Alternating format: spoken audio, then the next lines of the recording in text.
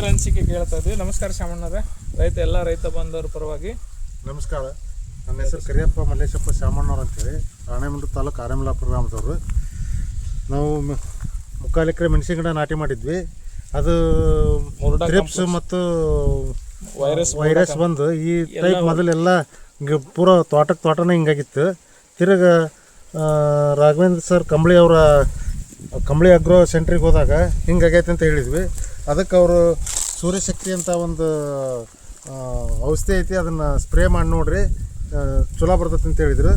ಅದಕ್ಕೆ ನಾವು ತಗೊಂಬಂದು ಸ್ಪ್ರೇ ಮಾಡಿ ಒಂದು 20 ದಿವಸ ಆದಮೇಲೆ ಮೊದಲಿನ ಗಿಡಗಳೆಲ್ಲ ಕ್ಲೀನಾಗಿ ಈ ಟೈಪ್ ಹೊಸ ಚಿಗುರು ಕಾಯಿ ಈ ಟೈಪ್ ಬಂದು ಒಂದು ಕಟಾವಿಗೆ 70 ಪ್ಯಾಕೆಟ್ ಮೆಣಸಿನ್ಕಾಯಿ ನಾವು ಕಟಾವು ಮಾಡಿದ್ದೇವೆ. ಮೊದಲು ಎಷ್ಟು ಮಾಡಿದ್ರಿ ಹೇಳಿ? ಮೊದಲು ಒಂದು ಕಟಾವಿಗೆ 8ರಿಂದ 10 ಚೀಲ ಅಥವಾ ಒಂದು 12 ಚೀಲ ಬರೋದು ಅಂಥದ್ದು. ಅದು ಸೂರ್ಯಶಕ್ತಿ ಮತ್ತು ಅವ್ರು ಕೊಟ್ಟಂಥ ಔಷಧಿನ ಸ್ಪ್ರೇ ಮಾಡಿ ಡ್ರಿಪ್ನಲ್ಲಿ 1261 ಮತ್ತು 1345 ಇವನ್ನೆಲ್ಲ ಡ್ರಿಪ್ನಲ್ಲಿ ಕೊಟ್ಟು ಸ್ಪ್ರೇ ಮಾಡಿ ಒಂದು ತಿಂಗಳಿಗೆ 70 ಪ್ಯಾಕೆಟ್ ನಾವು ಒಂದೇ ಬೀಟಿಗೆ ಹರಿತೇವೆ.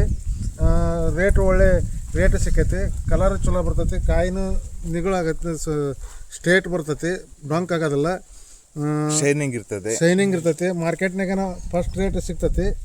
ಆ ಸೂರ್ಯಶಕ್ತಿ ಔಷಧಿಯನ್ನು ಎಲ್ಲರೂ ರೈತ ಬಾಂಧವರು ಬಳಕೆ ಮಾಡಿ ಹೆಚ್ಚಿನ ಉತ್ಪಾದನೆ ತೆಗೆದು ಸದೃಢರಾಗಬೇಕಂತ ತಮ್ಮಲ್ಲಿ ವಿನಂತಿಸಿಕೊಳ್ಳುತ್ತೀವಿ. ಸರ್ ಫುಲ್ ಎಲ್ಲ ತಕ್ಕೊಂಬಿಡಿ ಸರ್, ಇನ್ನೊಂಥರ ಎಷ್ಟು ಎಕರೆ ತೋಟ ಇದು? ಇದು 30 ಗುಂಟೆ ಸರ್. 30 ಗುಂಟೆ ಇದೆ, 3/4 ಎಕರೆ ಇದೆ.